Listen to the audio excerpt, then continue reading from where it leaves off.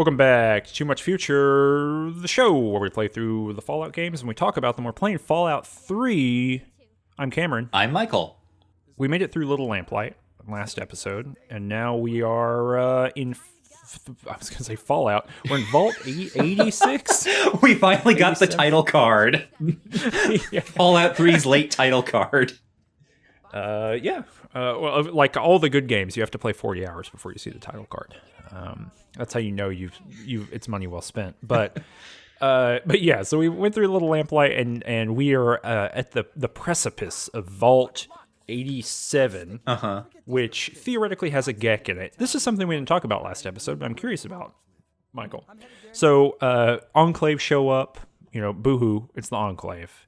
How do you feel about the Gek being yet again the MacGuffin we got to go get?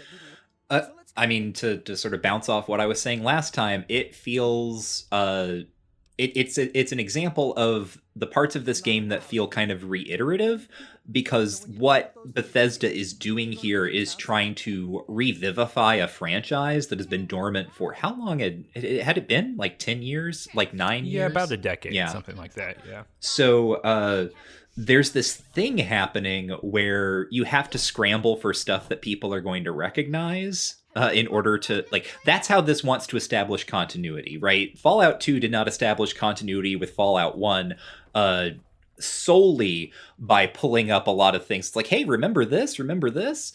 But here, there's a weird way in which all of these things like the Gek just come back again as the thing that people want, because people want Geks.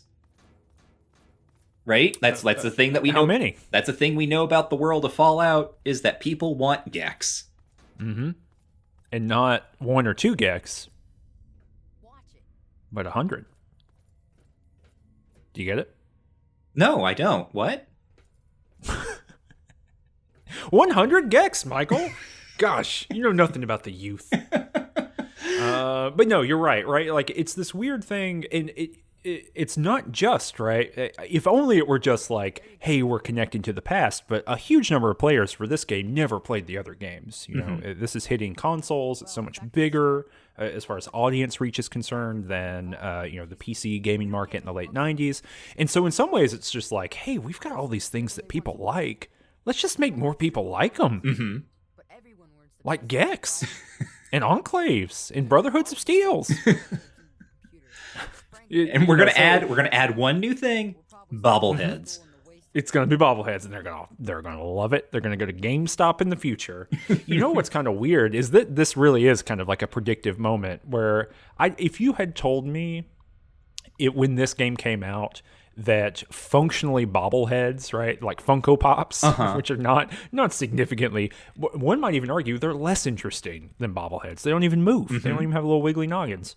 But if you had said hey, they're going to be the coolest thing, they're going to be a linchpin in the nerd economy. Yeah, I don't think I would have believed you.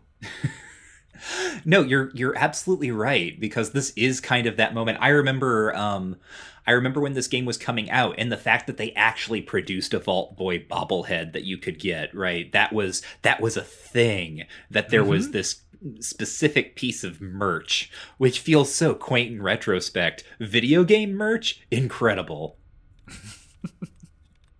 Who could have thought? But and little did they know that there would be a controversy about a bag many years down the road, and the quality of that bag. Oh, good Lord. They walk down a bad road, but yeah. So we're on the precipice of this vault. Eleanor is going in that vault. Michael, tell me what Eleanor did in that vault. So Eleanor got into the vault through kind of a weird back door. I had Joseph, who was the oldest kid in Little Lamplight, power up an old computer, and that let me get into the vault because I, hacked it or whatever. And I go into Vault 87 through kind of this weird half-finished tunnel. And there's signs set up saying that this is not part of the tour. So I don't know if this was maybe a bit of an audio log or something that I didn't necessarily pick up. So either there was a demo vault being built here, In the Little Lamplight Caverns, or for some reason people were going to Little Lamplight Caverns, and there was also just a vault being built next door. Anyway, the first room that I'm in, there's a terminal, and I can read some logs there. It's some guy talking about how living in the vault has gotten very, very bad. It's not clear what has happened yet, but something has like happened to his wife. Like they did some, they being, you know, the overseer and whoever is in charge of the vault, have done some sort of like experiment on her or something. And I think they're child has recently died and everything is going bad. He's like sort of blockaded himself in this room, and he can because his you know, son or whatever is dead, he's feeling a lot of grief over that, but nevertheless he can still hear children laughing.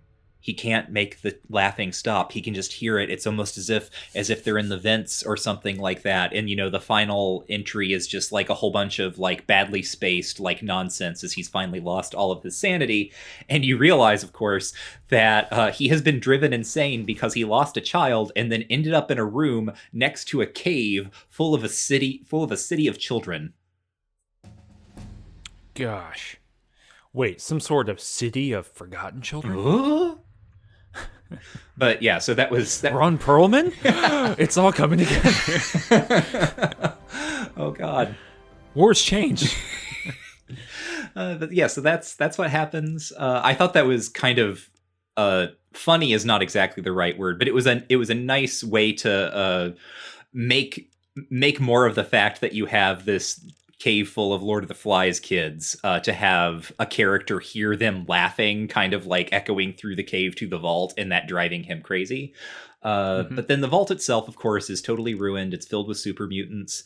And I learned more about the backstory here, and I can dispense that either now or later. I don't know how much, you know, Tonk necessarily read, since he's not much of a reading person. Well, I'll tell you what I know, and then you can tell me what you know, and I think we can put it together. So, the only terminal that Tonk was able to read, so this is actually pretty extensive kind of, you know, vault dungeon. I mean, you know, you got to really kind of make your way around here. Tonk got down into engineering, I want to say, and was able to read a set of logs from like an engineer who was doing repairs. And that engineer basically says, hey, there's some weird stuff going on here. Number one, the kitchen food producer makes tapioca pudding the wrong color, and I had to fix that. And then he says, "Oh yeah, and also the generator, the reactor, the kind of nuclear reactor, I guess that powers the vault. It like goes into overdrive mode sometimes, too often." And then he figured out, oh, there's this, you know, this is something that's different from other vaults. There's an experimental section of the vault where it's like scientists are doing stuff over there, and they are doing something that's very power intensive. And so he has to figure out how to like make that work. And then he says, you know, later on in the stuff, there's some other like minor stuff going on. And he says that some people are getting sick. His wife has something called EEP, and the scientists won't tell him what EEP is, and then she dies. And then he says like, oh, something bad's going on here. You know, if you find this, get out, basically. And so something's going on that's experimental and weird. I kind of figured it out as we went along, but I know that there were more records and things like that. So what did Eleanor learn? So first thing, actually, I'm pretty sure that the guy who was writing the logs you were just talking about is also the guy whose logs I was just talking about. Like, I think that's the same character. Like, he like hides himself away when he tries to escape. So just some continuity there. Gotcha. Okay, I didn't realize that. Yeah, I think they are, because I also read those logs.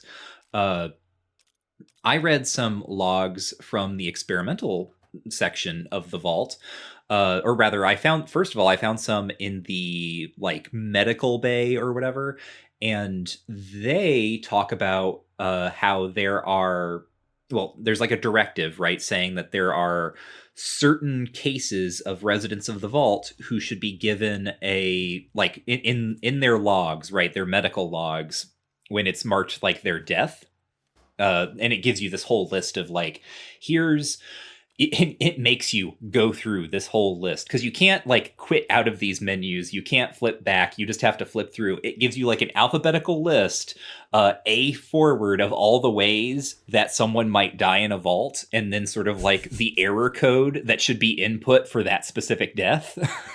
Like, or rather incident code, right, I guess is the better term. But of course, they're thinking of it as an error code because they're running experiments. And there's one that is just like, so it goes like, accidental drowning, accidental electrocution, da-da-da-da-da. And then the last one is just unknown. And something like 96 people in the vault have the unknown death code. Because you can look through, and again, you have to read through that whole list of like all of these people. So that is happening. And eventually you discover through a combination of things that you see in other logs that you read that the experiments being run here were with the FEV, or the Forced Evolutionary Virus, which has shown up in both Fallout 1 and 2. It's a big driver of the plot there, actually, and is the primary cause of the super mutants. So last episode, we talked about how Elder Lions can't stop all of these super mutants from overrunning the capital wasteland, and that's why the Brotherhood of Steel are kind of, growing doubtful of him and his leadership. And you might also have wondered at that point, how are there super mutants in the capital wasteland? Because the super mutants came from one specific military base in like Southern California that I blew up 2 games ago. And Mariposa, which specifically gets called out in some of these logs. Yeah. They talk about how they have, or like the communication isn't coming through from them or something. Mm-hmm. So that's happening. And it turns out there was just, there was a Site B. There was always a Site B where they were, instead of running their FEV tests in a military base, for whatever reason, Vault Tech was also doing FEV tests in a vault here. And they were trying to make super mutants. And guess what? They did. Well, so this is something I did not think about until you literally just said that. Is West Tech... Okay, so in the Fallout lore, the Loreverse, mm-hmm. in Fallout 1, when we find the West Tech facility that's been, like bunker busted, a missile has gone all the way down into the center of it, we know that released FEV into the atmosphere. Yes. And so that super mutants come from the master dipping people, but mutation in a general sense, post-apocalypse, comes from FEV plus radiation hitting things in the world, mm-hmm. And that's kind of the end of Fallout 2 is that the Enclave is trying to kill all of those entities. Is West Tech just the West Coast version of Vault Tech? I mean, it kind of seems like it. They seem to be fulfilling the same functionality in terms of what they're doing in the lore here. Because Vault Tech, I don't even think really gets mentioned in the first couple games. The vaults and this is, a retcon, but the vaults in the earlier game, the first game at least, feel kind of separate from everything else. Yeah, because I think Vault Tech shows up in the manuals. We were talking with Darius about that mm-hmm. at some point. We've mentioned that a couple times, that the manuals for those games kind of set those expectations, and some of the satirical content too comes out of the manuals. And so Or do you think that this game is retconning the West Tech facility as a Vault Tech facility? Sure.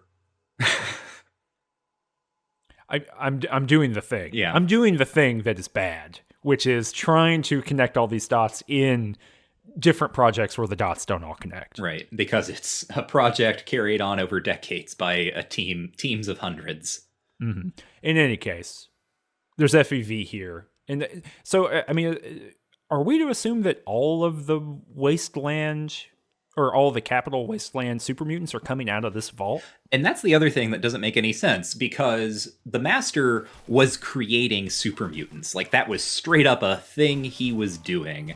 And he did that by dipping people into FEV, which was a liquid. There are no vats here. There's no liquid. FEV here appears to be kind of like a sort of aerosol thing. It's like some sort of gas, because you go through this hallway where you can look into the observation chambers and you can see like the failed experiments. And they're maybe just being injected or something. But yeah, okay, so even if a bunch of super mutants get made here, are the super mutants making other super mutants? I think that something that shows up in the doctor, like the lead doctor's what do you call it, logs here, is that like sexual dimorphism goes away. In super mutants, which is, I think, not explicitly related to, but I think I think is supposed to evoke the thing that we learned in the first game, which is that super mutants are sterile. Yeah, they don't reproduce. But I feel like this is I'm doing a what do you call it? From the Royal Tenenbaums, the character who's like, but what if they did?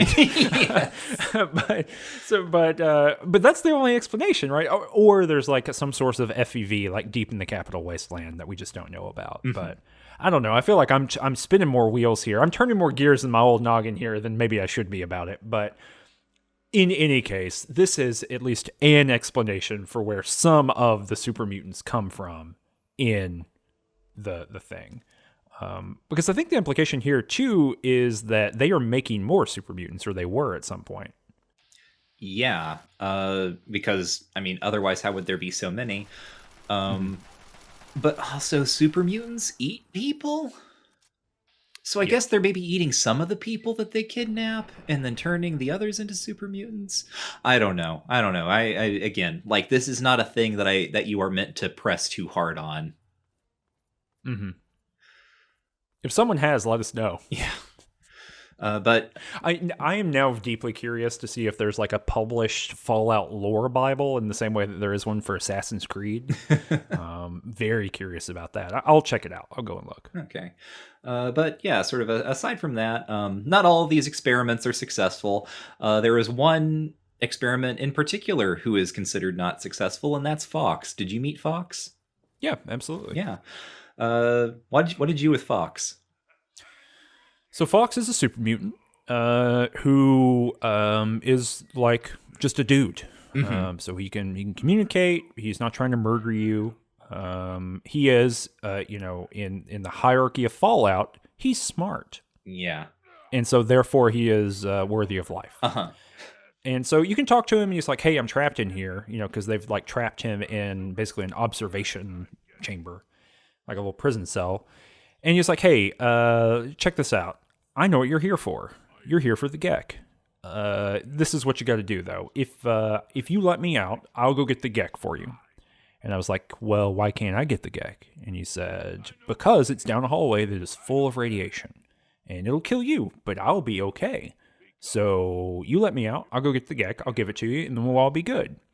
And so I said, that sounds great. And then he told me what I had to do. I had to basically go to the end of a long hallway and open up the observation chambers. And I think this is some of the best design, kind of like full stop, in Fallout 3. Yeah, I agree. Tell me why you think so. Well, because I have to say, okay, that sounds good, and then I have to walk down the hallway. And he tells me, once you open my chamber, all these chambers are going to open. And so you walk by, and there's like, centaurs in there. There's like raiders that are dead. There's like a super mutant. There's just a dude, just like a human man hanging out. And so as you walk down this hallway, it's like, oh, dang, I'm going to open this up. I'm going to have to fight all these things. And I think that's great. I think that is like, when we thinking back to something that we read in Game Study Buddies of the Henry Jenkins piece of game design is narrative architecture, right? This is 100% the spatialization of narrative, right? It tells a story about the way that the Vault has been operating under the control of the super mutants. It tells this kind of anticipatory story of what I'm going to have to do. Gives me a little bit of idea to prepare, right? I changed my weapon. I got my super sledge out. It's just like everything that can work really well, I think, about a first-person adventure video game, in one hallway. I don't know. I just really like the vibe a bit. What'd you think? I mean, I agreed. the specific reasons you just said, right? It's a really great little set piece of walking down that hallway and seeing all those things. And it's really great when you get to the room where you open up all of those doors and you're a character like Eleanor who can hack the computer and only open the doors that you want to. You don't have to open all of them. So I just, open up Fawkes's room. I'm like, yeah, no, I know you warned me, but guess what? I'm like a tiny little god. Now that my father is dead, I have assumed his power of celebrity. Now you have a special set of skills. The one person in there who's just like a dude is really interesting. And I thought maybe I could talk to him, but nope. He fought me. Yeah, and I guess the implication there, right, is that the super mutants are making more super mutants. Like they're going out and kidnapping people. It's strange because you don't really hear about that in the world outside of the specific instance, I guess. Yeah, and what's even weirder about it, or not maybe even weirder, but what's equally weird is that we do know from that like weird corporal or whatever we talked to in the Master's, chamber, that the super mutants themselves were doing the dipping. It's not like the Master was manually doing all of this. And so, like, you can see a world in which this becomes like a self-sustaining cycle. But if we clear out this vault, then why would there be more super mutants? And maybe there's just so many that exist that it would take a lifetime to get rid of them all. And I don't know. There's some conceptual holes here. But whatever. Who cares? It's a video game. He says, after having spent hours and hours talking about it. Like, we finally, here we are, like, near the end of Fallout 3. We figured it out. It's a video game. It's a video game. We began this by asking, is Fallout satire? And at the end, we were asking, is it a video game? But yeah. And the answer is yes, it's a video game. Yeah, it's 100% a video game.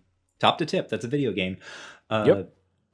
Then... like you do that thing, and then Fawkes goes and got you the Gek, I assume. Yep, got me the Gek. That's great. And gave it right to me, and then you said, "Peace out. I'll see you later." This is a weird thing. I don't exactly understand that. Oh, actually, I know why it happens. They can't let Fawkes follow you out of here because they don't want Fawkes in the next scene that's scripted to happen. Exactly.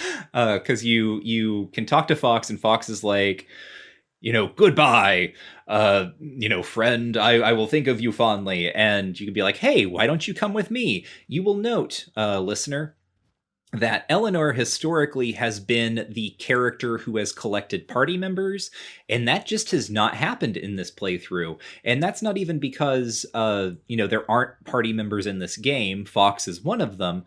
But the one party member that I met was in Megaton. He would not join me because you need negative karma for that. And in the sort of natural course of play, or slightly unnatural since we're doing it for this show, but nevertheless, right, in following basically the main quest and several side quests, I have yet to encounter another one of the recruitable characters. It just has not happened. Yeah, me neither. And that has made me think as we've been playing, maybe there just aren't any. There absolutely are. But yeah, so I'm gonna let me look. Can I pull up the list and then we can talk about what's happened here? Yeah. All right. So there's apparently Star Paladin Cross. Okay, interesting. Butch himself. Who I believe is dead in your game. So yes, I murdered him. So probably not going to be able to recruit him. Clover, a Paradise Falls slave, murdered Clover in Paradise Falls. Sergeant RL3. I was almost able to do that. Remember when I talked to the robot merchant? Oh yeah, but he, I don't think I had enough money. Jericho, that's the retired raider, the one you were talking about. Fawkes, who would not join us right now. Dogmeat, the dog, who I've never seen. And Karen, a ghoul bodyguard, who is in a location that the main quest does not ever take us. Yep. There's some side quest content that we'll get to there eventually. But so yeah, it is really interesting that like you kind of can't miss the companions in Fallout 1 and 2. You can definitely miss the companions in this game. Well, this game specifically kind of feels like they almost forgot to put them in, except like they very clearly did put them in.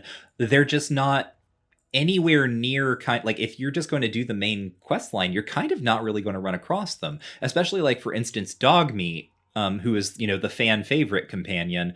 Like Dogmeat is just like he lives on a junkyard that's kind of close to Megaton actually, or maybe it's close to Minefield, where you go back in like your one of the first quests for the Wasteland Survival Guide. But I just did not happen to hit that junkyard while playing, so I didn't pick up Dogmeat. Yeah, it's kind of wild. Yeah. But okay. Well, you said there was a scripted event that happened. What happened? Well, so Fawkes is like, I won't go with you because I fear you travel in places where they don't like my kind. And it's like, okay, Fawkes, whatever.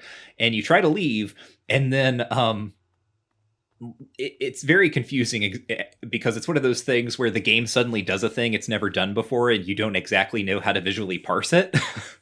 Yeah, I thought my game crashed. I'd forgotten that this happened, and I thought that my game had just like broken. Yeah, like a sort of like pulse grenade or something gets thrown into the room that you're in as you're like leaving the vault, and your camera like locks up and you just sort of fall over, and as you said, it almost seems like oh shit, is my game crashing?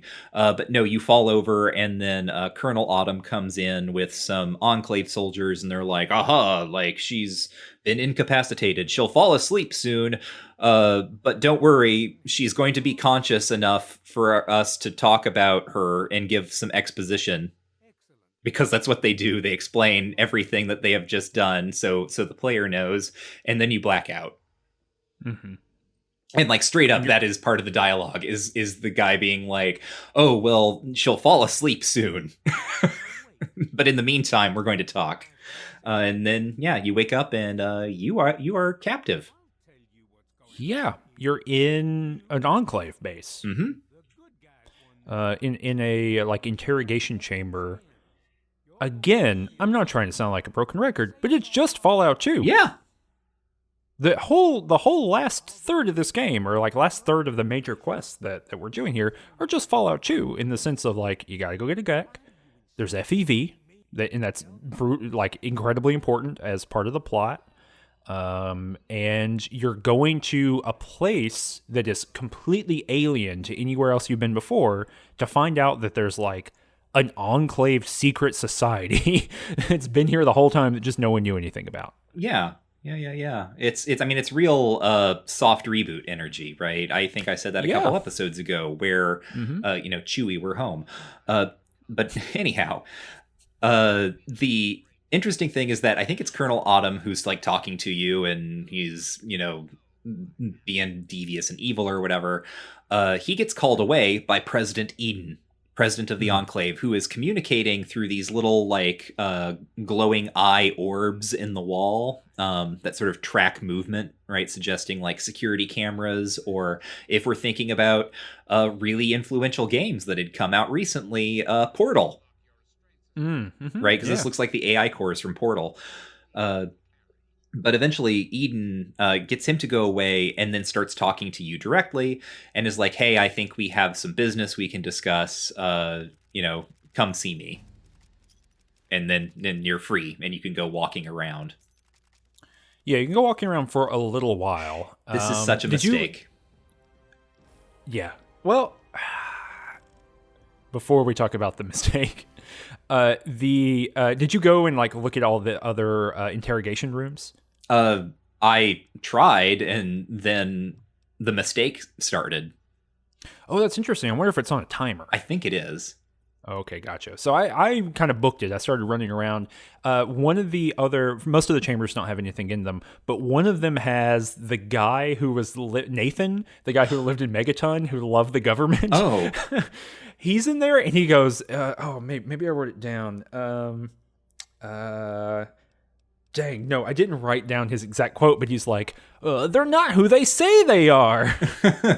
They're bad. It's so funny to me that like the Enclave has not done anything in this world of value or like good or bad really at this point, except kidnap this dude. This one guy for some reason. Yeah. So I have a funny story about Nathan.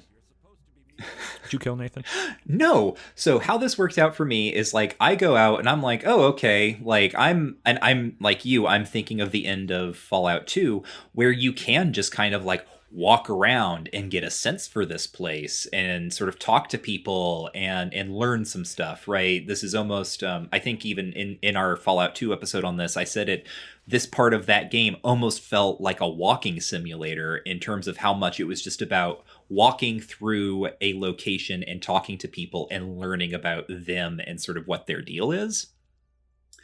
So I'm sort of in that mode, and I, poke into this lab where there's a bunch of technicians standing around, and then Colonel Autumn comes on the like PA system and is like, disregard the president's orders, like shoot the prisoner on sight. And then everyone aggroes you. So great. Like, and this is when I said the mistake. This is what I mean, where I had this moment where I thought I was going to get to do something really interesting in this world. And no, it's just going to be another extended combat set piece where I have to shoot everything. So, yeah. So one of the first things that happens, and like this, makes me really upset for this specific reason, is that after he does that, after the guards start shooting at me, I see Nathan. He goes running by me, and I'm like, hey, that's Nathan. What's he doing here? And I'm trying to talk to him, and all it will say is that Nathan is fleeing. Nathan is fleeing. So I am just running around the Enclave lab trying to see if Nathan will get to a point where he will stop so I can talk to him to figure out why he is here. Because otherwise it is just like, wait, what the hell? Like, what is going... Hey, Nathan, stop. Nathan, hey, Nathan, hey, come here. Nathan. Yeah. So I'm like chasing Nathan around, hoping I can talk to him, and in also shooting all of the Enclave soldiers who are trying to kill me. But then eventually I lose Nathan in these corridors because they all look very samey and there's not actually a lot to do, unfortunately. But I find Nathan's corpse. He got killed at some point, and then I'm like, well, I guess I need to figure out where the president is, except by now I'm totally turned around, and I do some more wandering, and yeah.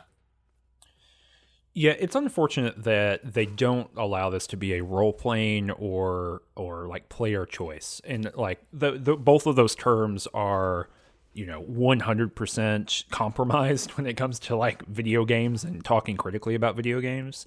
But what's cool about the Enclave, base, the oil platform at the end of Fallout 2 is that if you just hate the Enclave and you're taking them all out, you can go in there and go full combat the whole time and like shoot your way through, right? Like you have the option to do that. But if you don't want to do that, you can try to talk your way through it. You get all kinds of interesting information.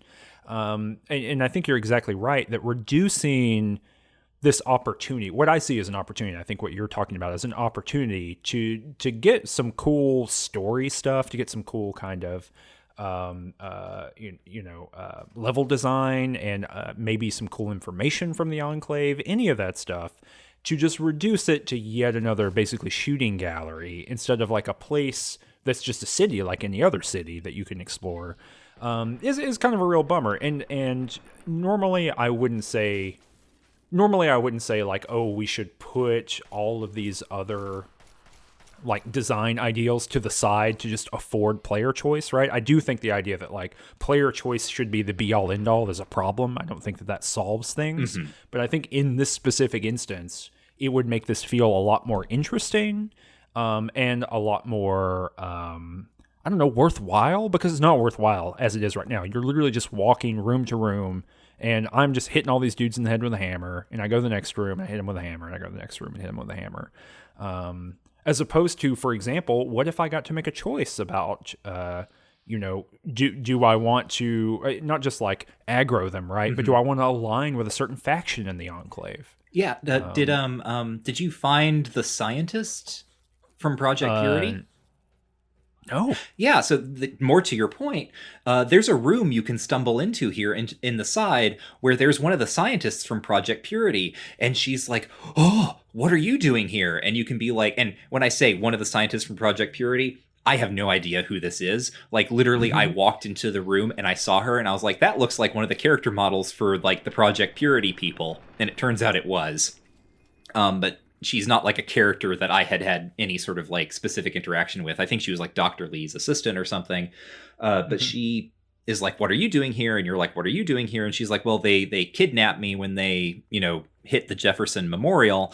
And then they brought me here, and they've been, like trying to get me to help them with their attempts to get Project Purity going.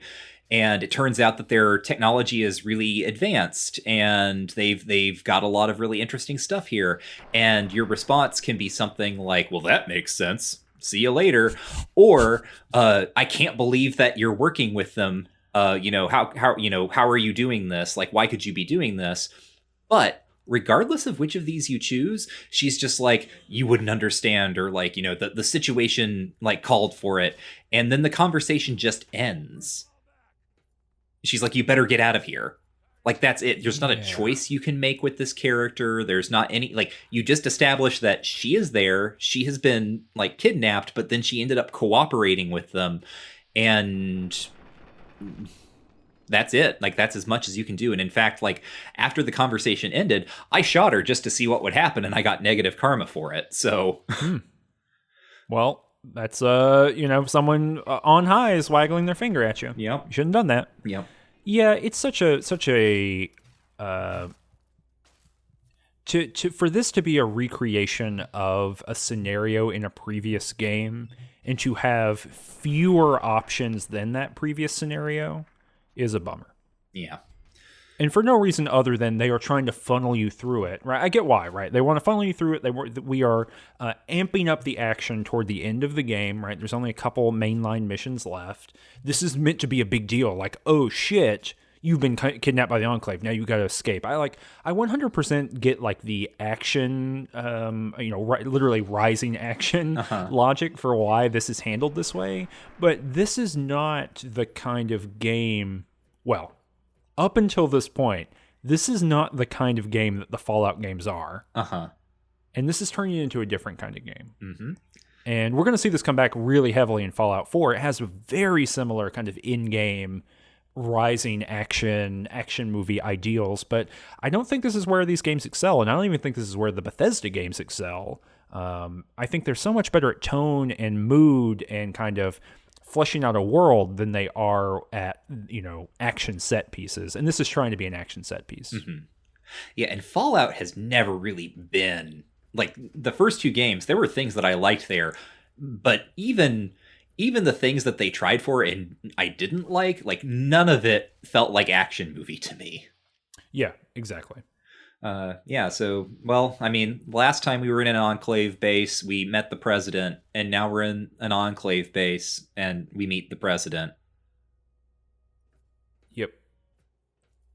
Yep. Well, I guess the thing to say, too, is that as we get near the president, we understand that there's like there's a struggle for power going on here. Mm-hmm. And we kind of get that already because we hear these contradictory orders, right? The president says, "Let us go." The Colonel Autumn mm-hmm. says, "Pillars of Autumn." Says, yes, I think of that every time I say his name. Mm-hmm. Says, "No, don't, kill on sight." And so there's this kind of like, ooh, who's in charge? Who should we listen to? But that gets kind of programmatically placed when you get to the president's room, and there are bots there, and those bots kill the Enclave soldiers that are there. So, this is getting pretty serious. And then, as you said, we meet the president. How did that go for you? Well, you again think of Portal here because you enter a room and there's like a stairway that's sort of like curling up and around, and there's all these like all these like server banks and all these cords and stuff, and you walk up and there's just a big old computer in front of you, and the computer speaks with the voice of the absolute treasure that is Michael McDowell. our next celebrity voice, and he tells us, I'm the president, and I'm a computer.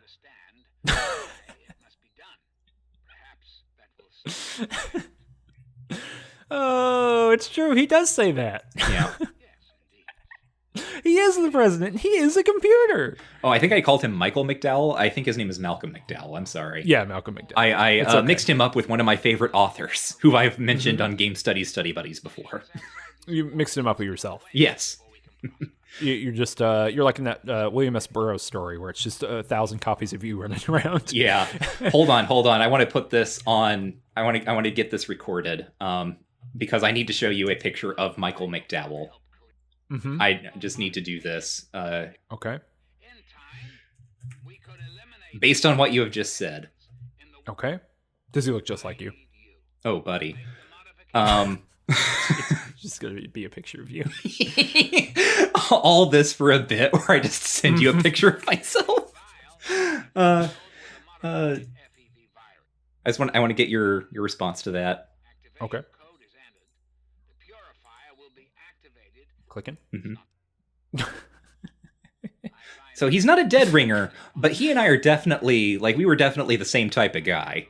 Yeah. You're like, you're both pre-created character 4. Yeah. With just like a little bit of different sliders. Yeah. I know this is what people are coming to Too Much Future for. But anyway, yeah, no. So Malcolm McDowell is the president. He is also a computer. And there's a funny little detail here where he's like this big 1950s style supercomputer, and then they have like a little like potted flower sitting on the desk, which is a nice little bit of cute juxtaposition. But yeah, you can talk with with President Computer. Did you do much talking with him? I mean, we talked. Well, and this is a thing that I'm curious about, right? Because I know if this were an old Fallout game, I would have, everything that I talked about him with, or almost everything, is probably stuff that you wouldn't have been able to access. But that's not how this works, so... Yeah, why don't you walk me through, how your kind of whole conversation with him, and then I'll tell you what parts of it I got, because I think you're right that, this is yet another instance of there being a very robust and large amount of kind of talking to the president stuff, and because of the biases built into the ideology of Fallout, I just don't get to see them. So the computer tells you it's the president, and you're like, whoa. And he's like, hey, here's my incredible plan that no one will go through with. I think you and I can work together. We can make use of Project Purity. I have created a virus that you can put into Project Purity, dispense it with the water supply, and it will kill everything that has been mutated because, it has been killed everything that has been mutated is what is said. I think we're supposed to understand the implication is, mutation through FEV or whatever, because this was the Enclave's whole deal at the end of Fallout 2 as well. Well, and also that mutation does not happen without FEV. I was going to say that Fallout universe. Yeah. That was the other thing that you have to buy, is that mutation is not in fact a property that is inherent to organic beings existing in the world. Mm-hmm. So that's his whole plan, and I'm like that. I'm like, well, tell me your plan. I don't like that plan, and then I can use my super smart intelligent speech character to tell him that the plan will never work, and he immediately agrees with me and gives up. That is how that shift in the conversation happens. I get that speech check, and I think I actually have two options. One is sort of one is it will just never work. You won't be able to keep it under control. And then the other one is kind of more aggressive. It's more look at the mess around you. Look at how little control the Enclave has now, blah, blah, blah, blah, blah. So it's just he gives me this entire plan. He, pops the vial of the virus out of himself, his computer self. And I'm just it's not going to work, man. The Enclave is done for. And he's like, you know what? You're right. Please leave. I am going to destroy this base.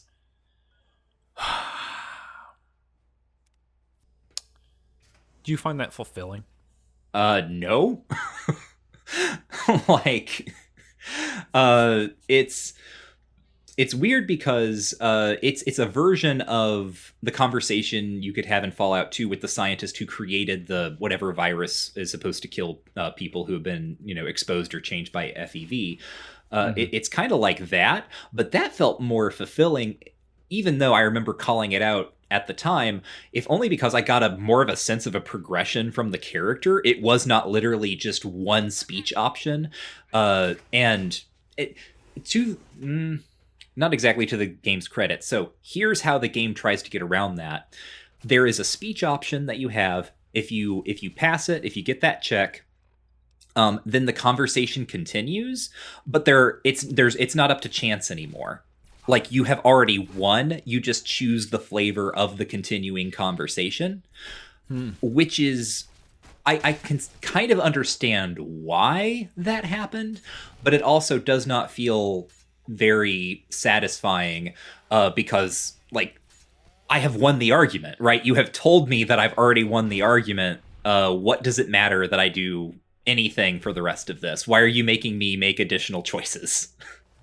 Yeah, I mean, I think this is a big problem with. It's something that you've mentioned a couple times so far in the show, or around Fallout 3 specifically, is that there is a design cost to voice acting. And that design cost is constrained here, right? Like, in a world without voice acting, you can have this character say a billion different things, and you are only constrained by the number of words that you are willing to type into the system, in a kind of abstract sense, as opposed to if you need to hammer those design details out far enough in advance to get a celebrity to come and do this voice line for a day, 2 days, maximum, then you're heavily constrained about like where this conversation can go.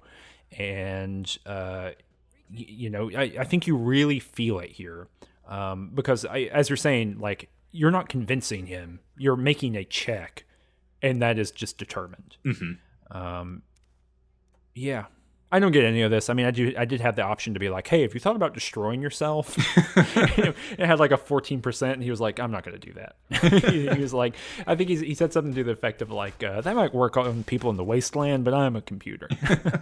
That won't work on me. He did say, what I liked a lot is he said that he was an AI that was created out of all the best parts from all the presidents from Washington to Richardson. And I like that a lot. I thought that was pretty good. Actually, maybe did he say that to me? I don't remember now. This also tells you sort of like how much I have kind of like checked out on the writing here. That like I feel so underwhelmed for like this specific aspect of the game. Even I played this yesterday, and so little of it has really stuck with me in terms of specifics, right? It's more like what I remember is sort of my reactions to things, and sort of thinking that, well, like, either that's good or that's absurd or this is boring. Yeah, I think that there is something too, we continually talk about these kind of two separate design, ideals or sets of design ideals, right? Between Fallout 1, Fallout 2, and then the Bethesda Fallout games. And I think one of the big ones is that we can remember... There's something to do with labor, I think, involved. Meaning that it is so difficult to find out the information that you need to find out in Fallout 1 and 2. And difficult, I don't mean it's obscure, but you just have to click through and read a lot of stuff. And people are going to tell you the same information a couple different ways. That's not really the case here. You're going to get information generally one time, at least here in these kind of big plot critical things. You get the information one time, and it doesn't really hit that hard, and it's 2 sentences as opposed to 4 screens of 4 sentences. And so it's just, like raw time. I was trying to make the words happen here, but as far as raw time that we are spending with these ideas, we are spending 45 seconds with this computer, like of raw reading and listening time, as opposed to 5 minutes with Richardson. and like his the vice president and all those kind of things who are all kind of giving you that same information at the end of Fallout 2. And so in some ways it's like sunk cost narrative development of like just the raw amount of hours you're having to spend or minutes with it that you're having to spend being very different. The vast majority of your time in Fallout 1 and Fallout 2, if you're going to like play the game straight up, right? The vast majority of your time is going to be like grinding levels on geckos in the desert and then listening to people tell you extensive backstories about the world. In Fallout 3, the vast majority of your time is going to be shooting things or hitting them with a hammer, and 1/10 of that's going to be spent listening to people. And so it's interesting for people to talk about these Bethesda RPGs as kind of being story-centric or story-first or things like that. Think about the rhetoric that we heard around Fallout 76 when it was going to be released. We're losing the mainline plot stuff. We're losing all this like NPCs and characters. It's not a Fallout game. I think with the clarity of kind of hindsight here, I think it is a Fallout game. I think that weirdly enough, 1/10 of your time being spent in narrative content that's focusing on decisions and responses to those decisions and how that constrains the world, either on the NPC level or on the character level, that's actually the aberration. Yeah. Where that wasn't the case in Fallout 1 and 2. I don't think that makes Fallout 1 and 2 any better than Fallout 3 and beyond, but it certainly makes them different. I wouldn't say I enjoy one more than the other at this point. Yeah. How did you get out of the Eden situation? He said, you're going to go put this FEV virus in everything and like change the whole thing, make it produce basically poison. And I was like, yeah, I'll do that. Sure. Why not? Like, was it a sincere agreement, or was one of the ones where you could do it and then like in parentheses next to it, it's like lie? I didn't choose the lie part, but I'm not going to do it. Yeah.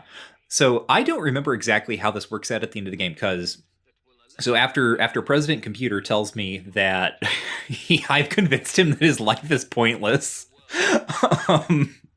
with a single phrase, he still won't let me leave the room unless I take the virus.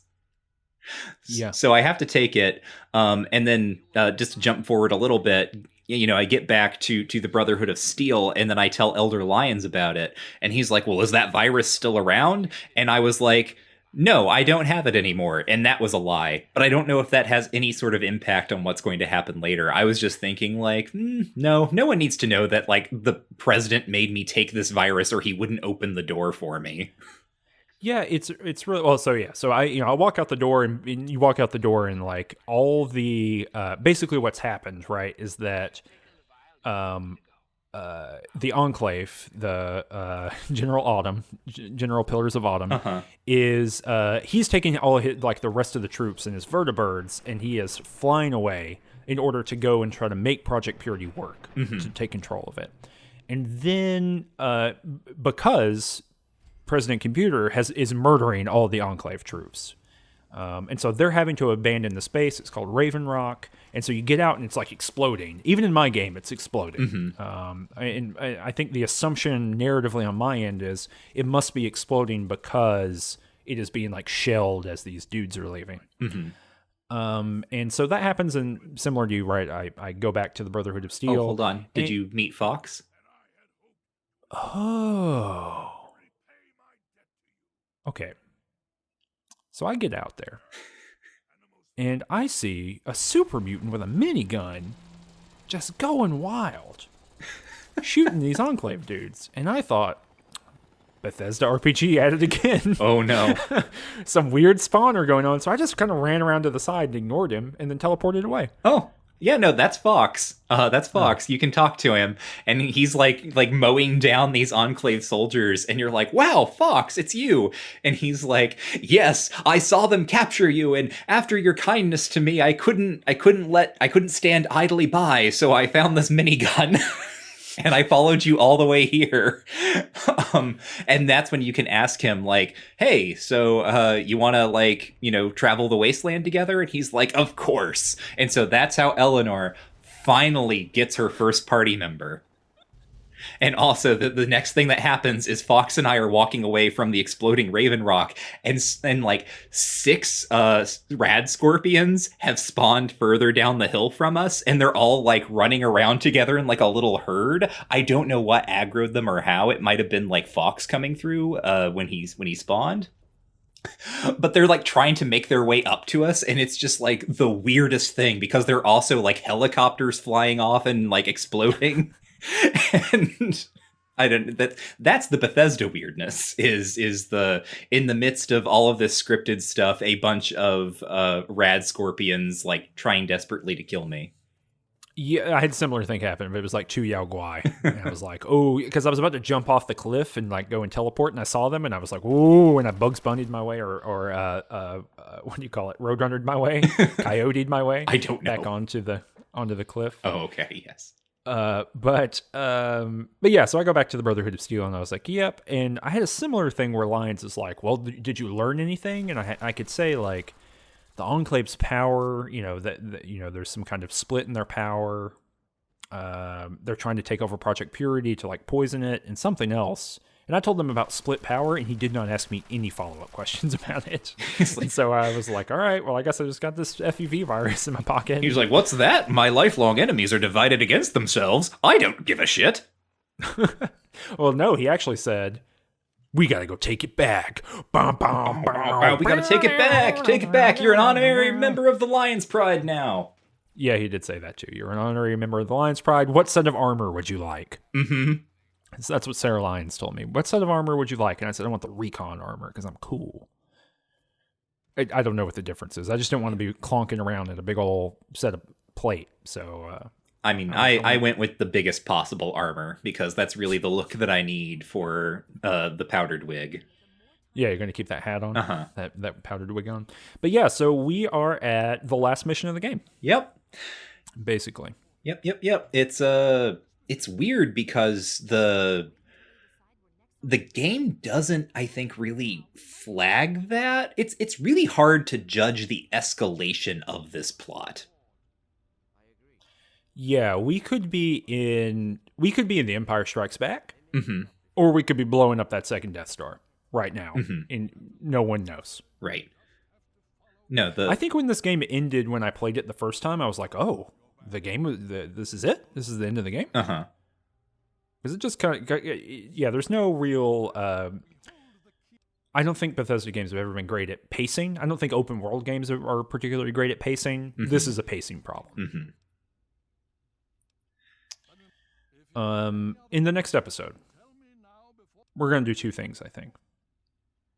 Number 1 is we're going to go back home for a minute. Yeah, I know the Enclave is literally flying as we speak to take over the Jefferson Memorial and I guess poison everyone, except I have the poison. I don't really know. I know that's happening, but we have other business to attend to. Yeah, we got to go do some down-home adventuring, and then we'll finish up the game. I mean, well, not the game, but we will do the last mission. I think we got another episode of side quest to do. And then we got 5 DLCs. Yep. 4 DLCs to do. And I think our plan is to do one of those per episode. So there's about 6 more episodes of Fallout 3 for your listening pleasure. Looking forward to it. Yeah. Do you have any final comments about what we did in this episode? You can let a Deathclaw out of a cage, but everything that you would want to watch it kill is already dead. This is in the Enclave. Did you notice this? No, I didn't. Yeah, they have like a caged Deathclaw. One of the things I didn't mention about the Enclave, right, is that they have all these like specimens in like weird like stasis pods or whatever. And then they also have like, honking big Jurassic Park cages that they have Deathclaws in. And so when everything's going nuts and everything's supposed to be fighting everything else, you can go over and you can open up these Deathclaw cages. But by the time I got over there, everything that the Deathclaw might have killed was already dead. So did it just kill you? No, I just ran away. I was like, okay, whatever. That was kind of a waste. You can't go through doors. Right? Joke's on you, buddy. There's a loading screen over here. the ontological blocker that is the loading screen. Okay, cool. Well then, Michael, where can people find you on the internet? Oh, you can find me on twitter.com @WarrenIsDead. If you want to support the show, you can go to patreon.com/rangetouch. The information is down in the description below. $3 a month, you can get access to the podcast feed for the show. At $5 a month, you can get access to the bonus episodes for Just King Things, our other podcast where we read through the works of Stephen King in publication order. By the time you're hearing this, we will have gotten through The Stand. 4 hours on The Stand. Woo! And 3 hours with special guest Kirk Hamilton over on the Patreon. Mm-hmm. So if you're into listening to that, you can do that. We are part of the Drive to 1025. Yes, drive for 1025. Drive for 1025. Because we don't want to step on the mojo of that like San Francisco radio station that already has the hashtag Drive to 1025. We should work up a partnership with them. Yes. It's like, we'll write them. It's like, hello, as you live in San Francisco, we assume you're a bunch of crust punks living on a decrepit oil tanker. And we think that there's some real opportunities for synergy with our brand. Mm-hmm. But we're trying to get to 1025 patrons. I think we're right at 400 patrons, which is wild. Wow, yeah. So we got 625 to go as of recording right now. So you can back us for as little as $1 a month. That helps us continue making this show and all the other cool stuff that we do. If you like listening to this, I promise that you'll like listening to the other things that we do. And we've got at least three more Fallout games to get through. So, think about if you've been listening to all these and you've been enjoying them, thinking about kicking us some dollars. That would be very good if you did that. Mm-hmm. We will be back in 2 weeks with an episode about the end of this game, the kind of last mission of the mainline plot of this game, and then some like good old-fashioned wholesome down-home adventuring. So until next time, remember that war never changes, but Fallout sure does. Everything changed when the bombs fell, except for